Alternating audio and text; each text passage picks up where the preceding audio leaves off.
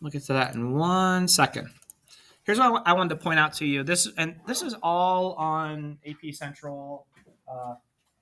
I don't. The College Board's getting better at organizing their stuff. I just feel like when you go to look for something, it's like all over the place. They're getting better, but it's still. It took me a little while to find this kind of stuff. Here's the content breakdown. This is the weighting for the multiple choice section of the AP exam. All right. Limits 10 to 12%. Differentiation, definition, and fundamental properties 10 to 12%. Differentiation, composite, implicit, inverse 9 to 13.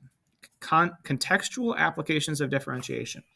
That would be extrema, right? I mean, applications of different, like when does the function f reach its maximum value?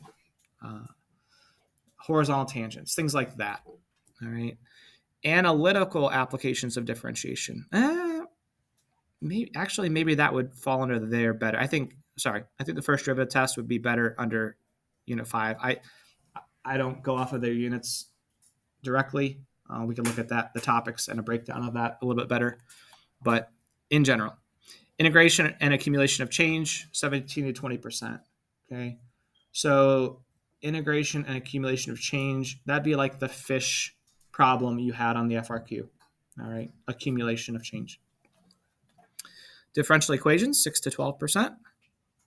That's a lot for one topic. Like one topic. Find the particular solution. That's a differential equation, separable differential equation. All right.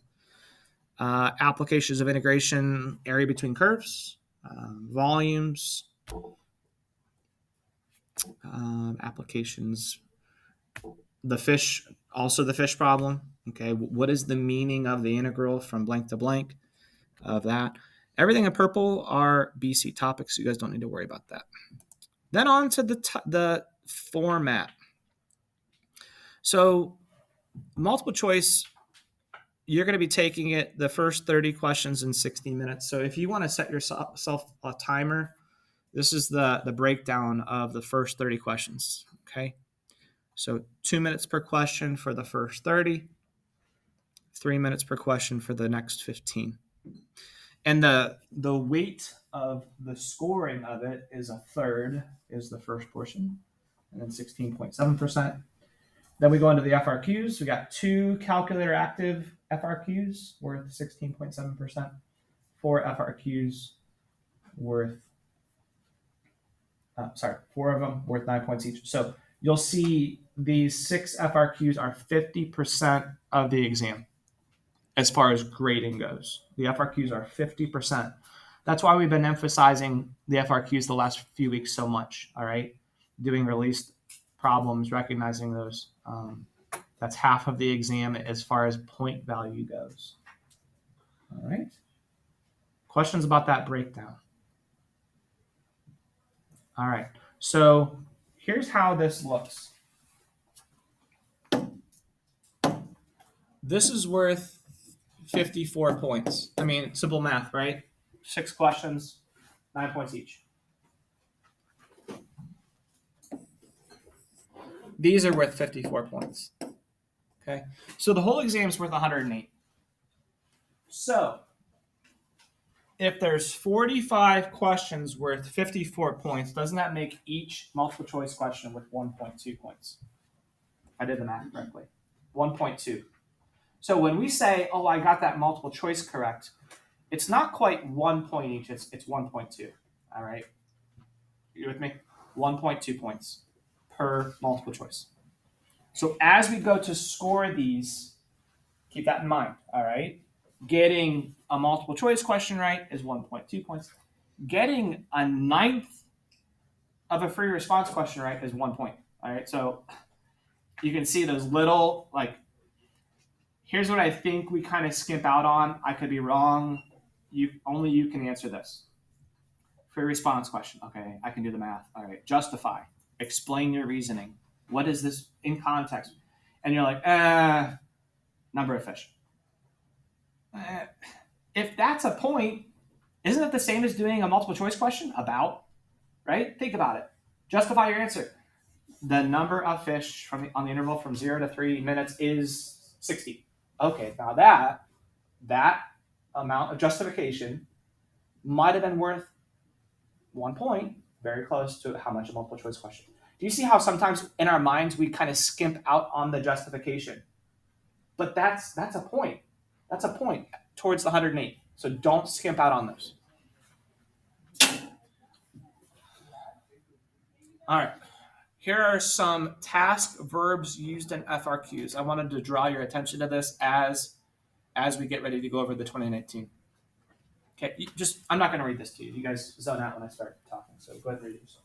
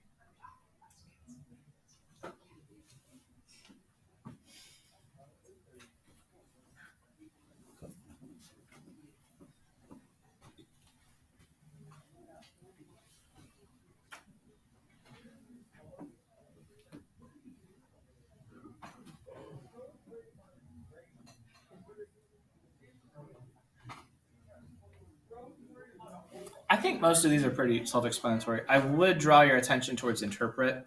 You're describing the connection between a mathematical expression and the meaning, right? Justify. If it says justify, in my mind, I see these connected a lot with definitions, theorems, tests. So what might you say? By the mean value theorem, or let's abbreviate it, by the MVT, there must be a time where the blank equaled blank, right? Or by the first derivative test, or by the definition of continuity. These are all things you should be kind of spurred in your head as you read these, okay?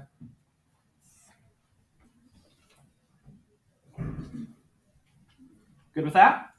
All right, we have scored the FRQs.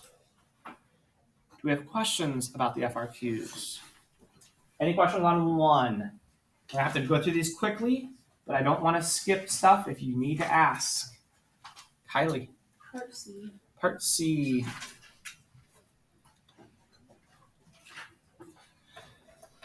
Go ahead and ask.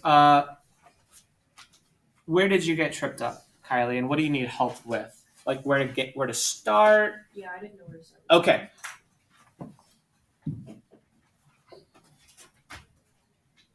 At what time is the greatest number of fish in the lake? Please read my mind. What am I going to use to explain this one?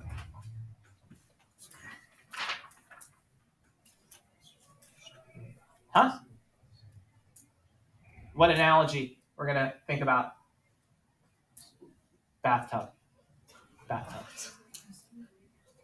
When is the water level the greatest? Why am I thinking of that? Because we have E that talks about fish entering a lake. Oh, like water entering a bathtub. And then we have L of T, which is the fish leaving the lake. Oh, so we have a rate coming in and a rate leaving, and we're asked when is the greatest number of fish. First of all, I want you to train yourself to think this way. If I have a rate function, what might the units be? Well, they told us fish per hour. Fish per hour. This is ready? Big idea. They're testing whether you understand that the number of fish, isn't the number of fish function have to do with the antiderivative, right? However, if they're asking you to find a time when the greatest number of fish are in the lake, well, okay, let me think about the bathtub example. When is the water level in the tub the greatest?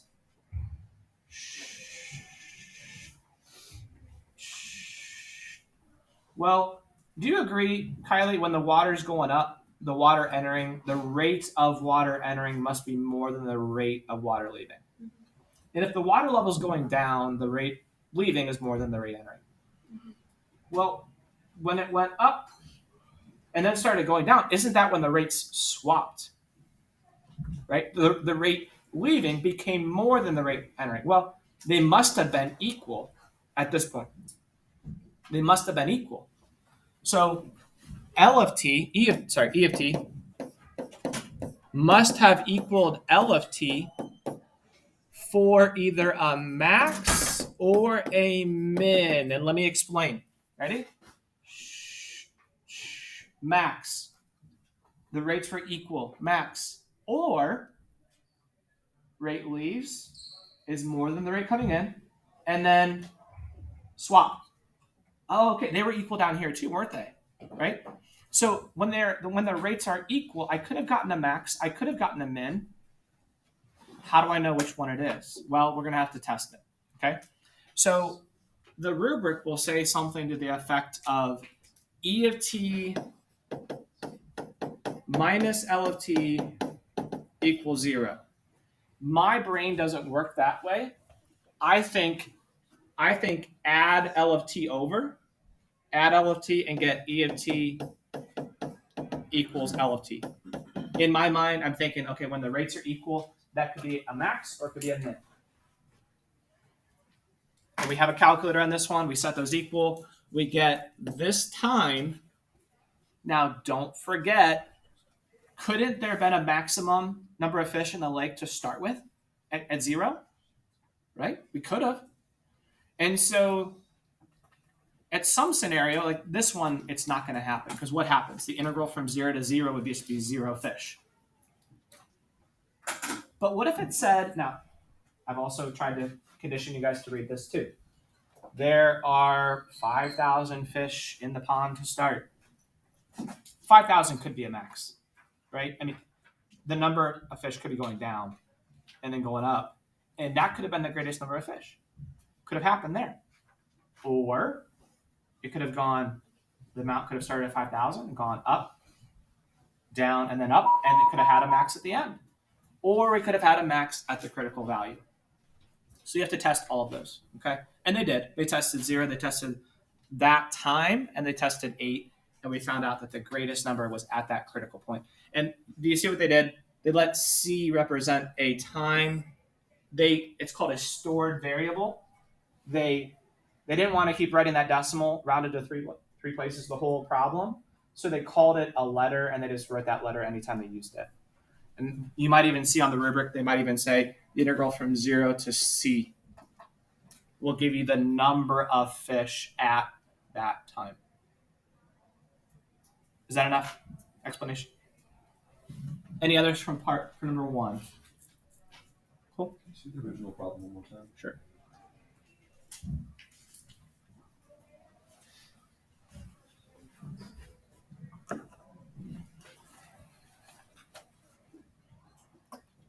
Why did D use the derivatives of the rate of change?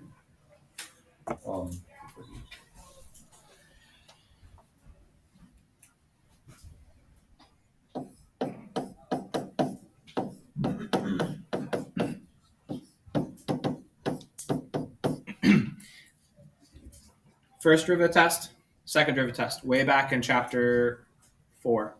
Okay. What if I plugged in a test value like x equals k?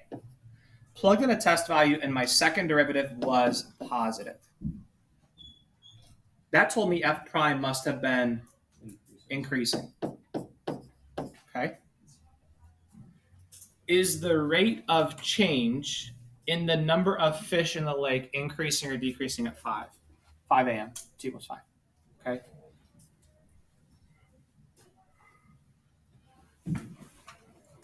Isn't E and L already rates of change though? Are those equations rates of change, or is that the number of fish?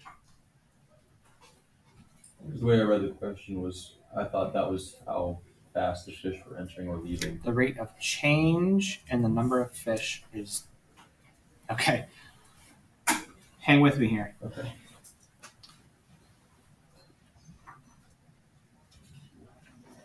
The rate of change in the number of fish.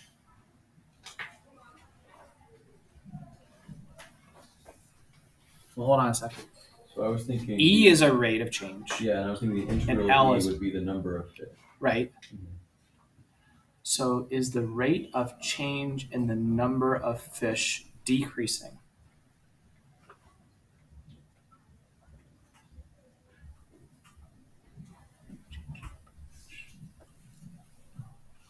Okay, so oh wait, they called it E.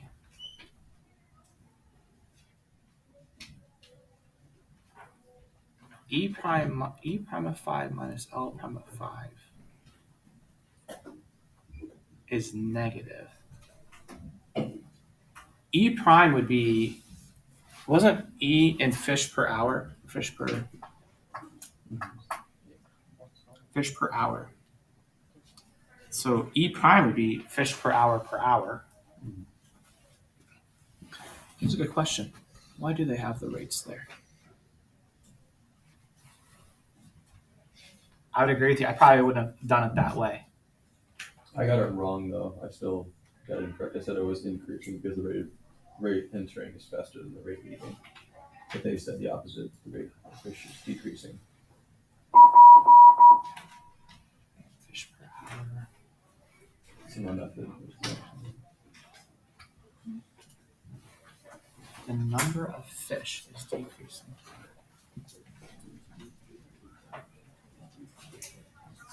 Anybody see why they used E prime and L prime there? I would have used E and L also.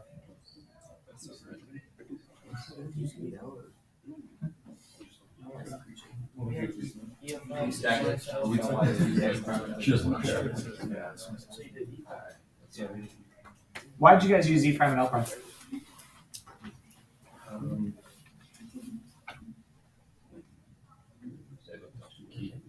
No, we didn't use E prime up front. That's what we were talking about. Oh. I think me and Tom. Oh, you guys did? Weird. Why? I think because when we think of like increasing and decreasing, you go back to like the first derivative test. I don't know, that's what I think of. And then like F double prime would be like concave over concave. Mm-hmm. Right. So like back to the bathtub analogy. Is the water level rising? What question do you ask? Is the rate coming in faster? Is it coming in greater than the rate going out? Right? And I would call E of T the rate of water coming in. I know it's fish, but for this analogy. And L of T is the rate going out. And I would see if E of T is greater than L of T. That's what I ended up doing. I put in 5 for those, and I got that E was greater, which is what gave me the wrong answer. I'm gonna look into that. I don't want to waste a lot of time. I don't know that I would have done it that way unless I'm reading it incorrectly. Let me read it one more time. Is the rate of change in the number of fish in the lake? So the rate of change in the number of fish would be the E and the L functions. Are those increasing? Increasing or Okay, I see it decreasing? now. Is the rate of change increasing or decreasing? Not the number of fish. I read it the wrong way too. Honestly, I see it now. Language It- arts is not my strong suit. this is all one chunk. Is the rate of change in the number of fish? That's all one. It's not is the rate of change of the number of fish function Increasing. increasing. It's not that. It's It's the number of fish. Increasing. I'll be honest, I would have missed that. Just based on the wording. Okay. If they would have said is the E prime, is the E of T and L of T increasing or decreasing? Different. That's what they're trying to ask. You know, that's not the way I read it. You guys see what I'm saying? How it's that whole thing I underlined is one. It's talking about one entity, right? All right. Wow.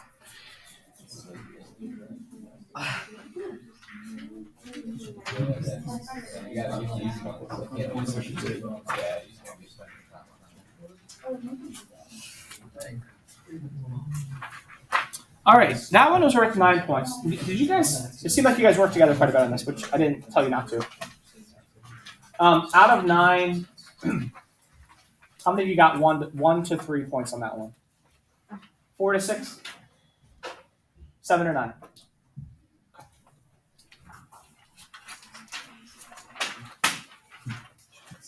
All right, we're gonna have to move quickly now.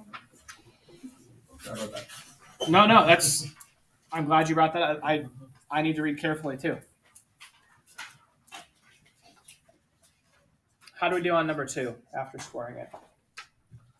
You all right? 1 to 3? 1 to 3 points. 4 to 6? 7 or 9? Okay. Wendy? Let's see. Part C. All right. Second particle, Q, also moves along the x-axis, so its velocity is given by this function, meters per hour. Find the time interval during which the velocity of the particle Q is at least 60 meters per hour. Okay. Find the distance traveled by the particle during the interval when the velocity is at least 60 meters per hour. All right. So this is part C, you said? Yeah. Did you set that V sub Q of T function equal to 60 to get on the graph where it hit? Did you use your calculator? Yeah. Okay. Did you get these times? Yeah. You did? Oh yeah. Good. Second part. They called it, now again, they stored these as variables. They called it A and B.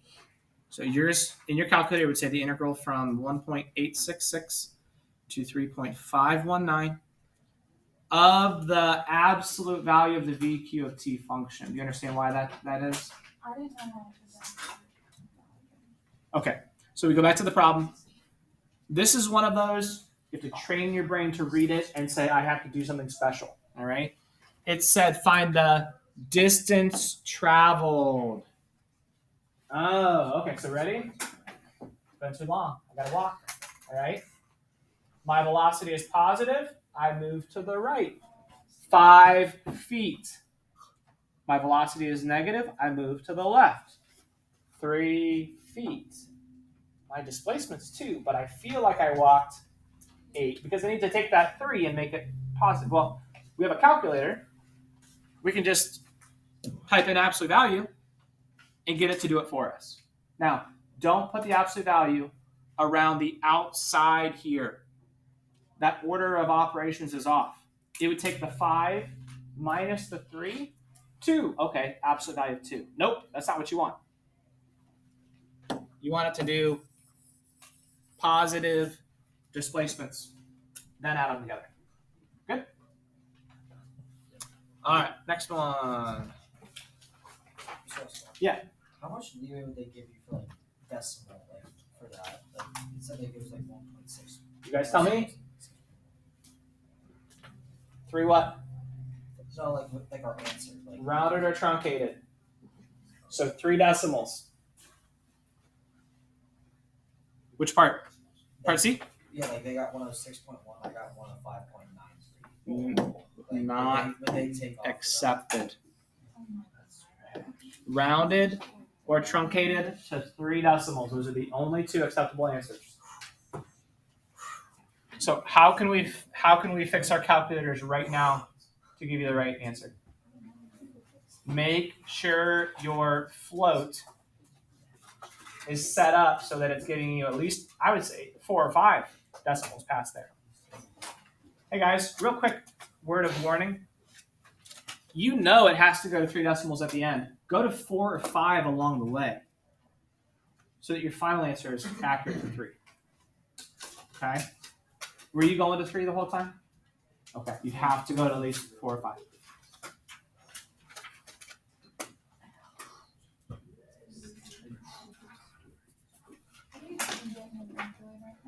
How do you change it? Graphing window or calculator window? Graph. Because we used the graph and it gave us what you guys. Graphing, once you're in the graph, hit menu, and then settings. And it's not whatever floats your boat. You gotta go to like float 6 or 7.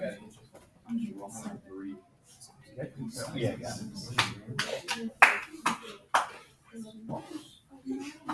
All right, how is number 3? I can help you guys out if you want to. I want to make sure we get through these. Any questions on 3?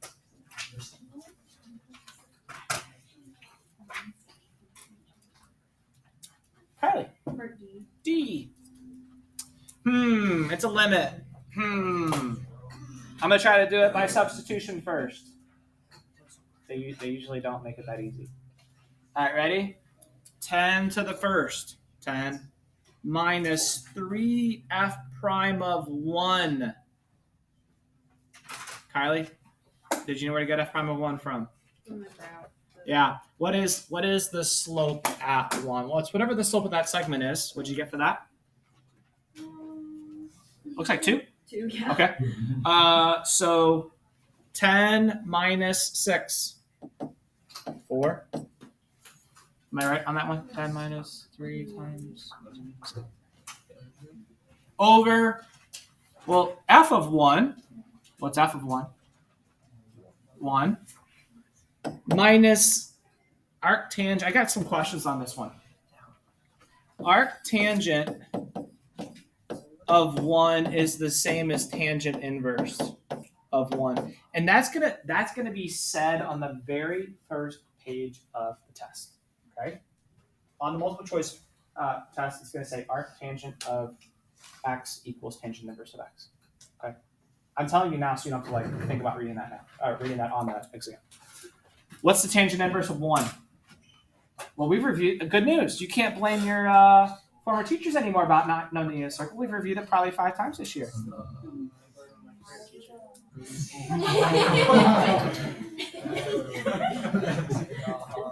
About to get a crazy look in my eye. I just tossed over that desk in my head. Rage, threw a couple things here. A couple of your belongings out in the hallway. Watched you go get them. Pretty embarrassing, trust me. All right, what'd you get for tangent inverse of 1? Huh? Do you guys agree? If the tangent of pi over 4 is 1. Oh, look, there was even a unit circle right there for us. If the too steep. If the tangent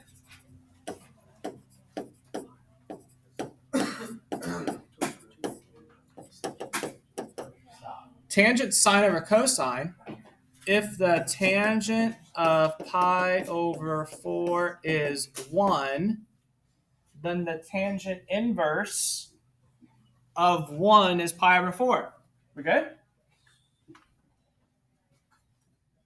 What's arctangent of pi over 4? Sorry, tangent inverse of 1. Pi fourths. What do you get? Are you just left like that?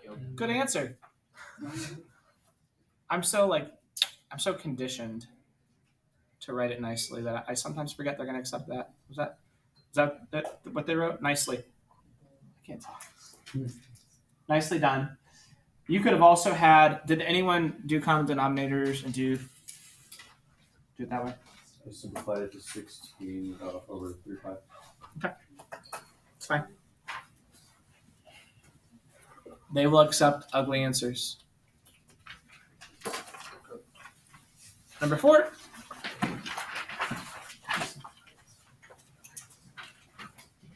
Ooh, a cylindrical barrel.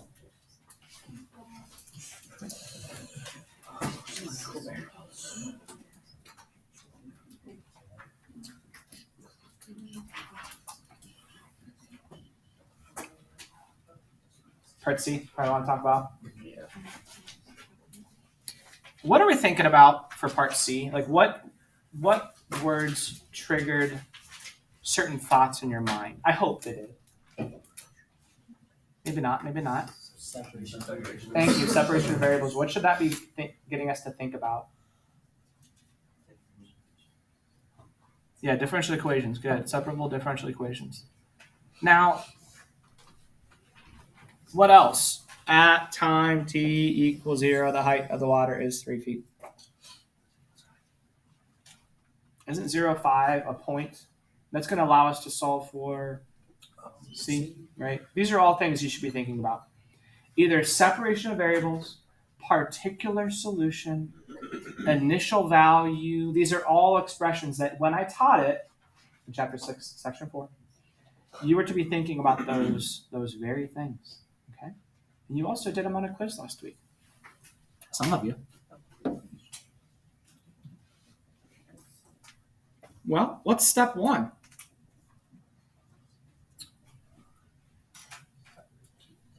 Separate the variables. Well, wait a minute.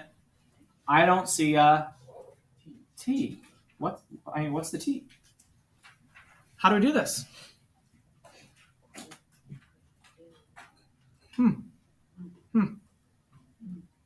Did anybody leave the negative 1/10 over there?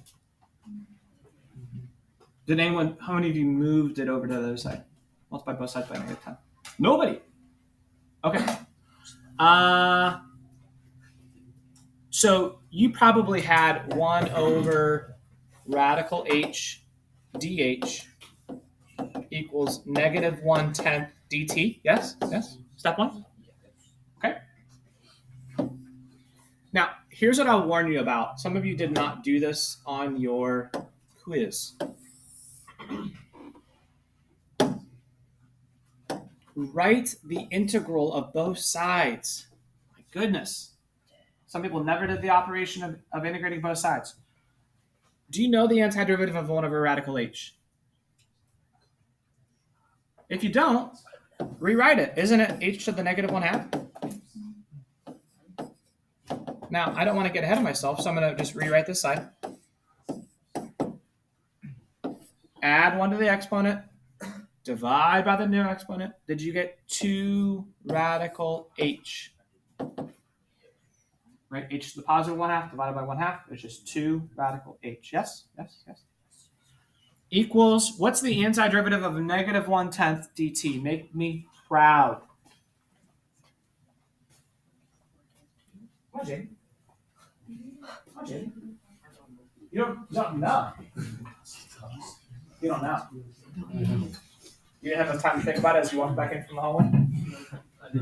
Still pick it up this long. Still picking it up and shamefully? Cool with a K. Negative t over 10 Negative 1/10 t plus c. plus a constant. Shouldn't you be asking that yourself? Self?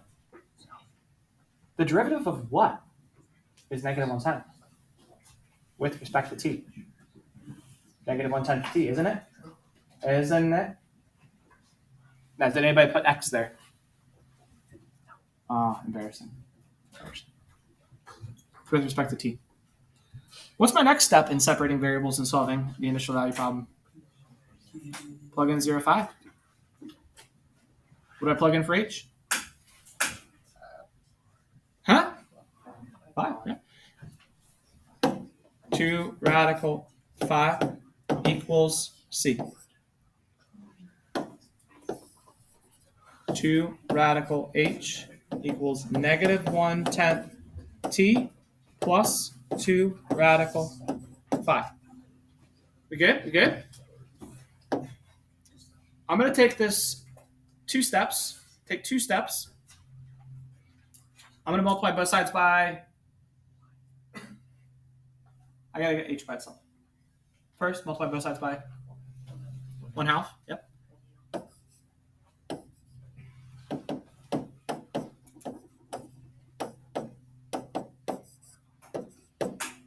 And then square both sides.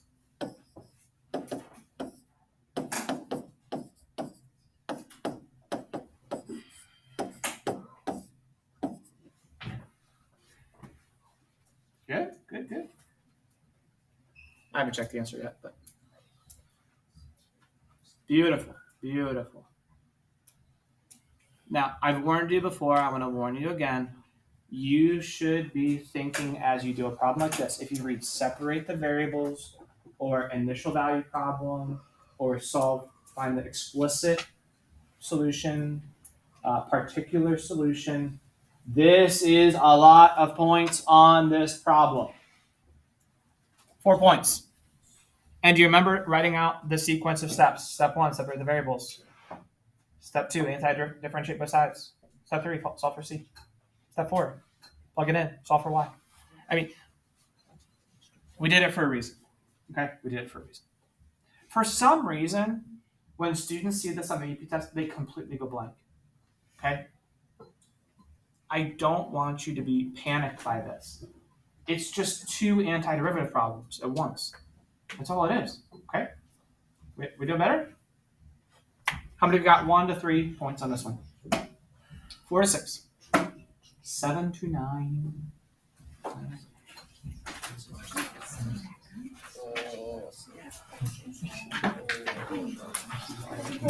Yeah. Questions on 5.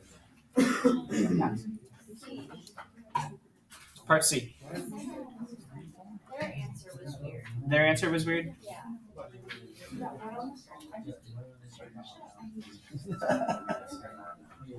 I didn't know what applied yet. Did you have pi on both of them?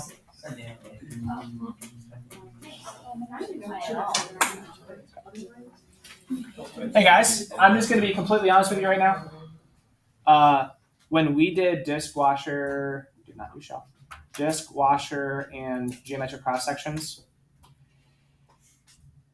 it was bad. It was bad. Okay. If you are looking for another area to review, especially if you're watching more videos this week, I would pick the disc and the washer method if you are still struggling with this kind of problem. Okay.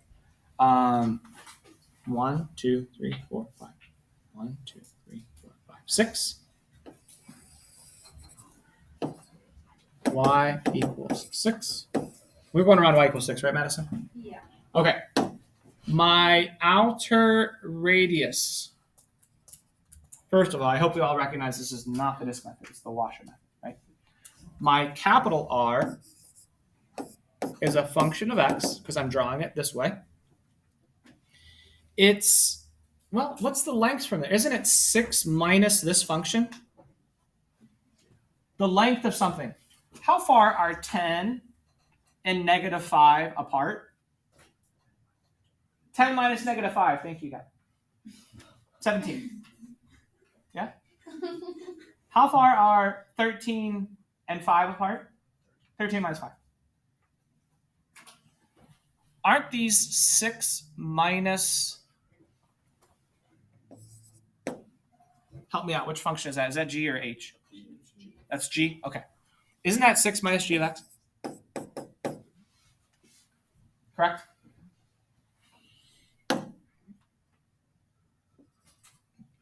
Isn't that the inner radius? 6 minus h of x? Here we go. If I revolve this blue radius around here, that's the big circle. If I revolve the green radius, that's the little circle. If I subtract them, I get the washers. So integral pi big R squared minus pi little r squared dx. They factor the pi out and put it out front. Now our r is 6 minus g of x. Our little r is 6 minus h of x. Does that make sense? You with me? We're going to run out of time. But does that help on the FRQs? Awesome. Awesome. All right, stay on top of your agenda for the week. I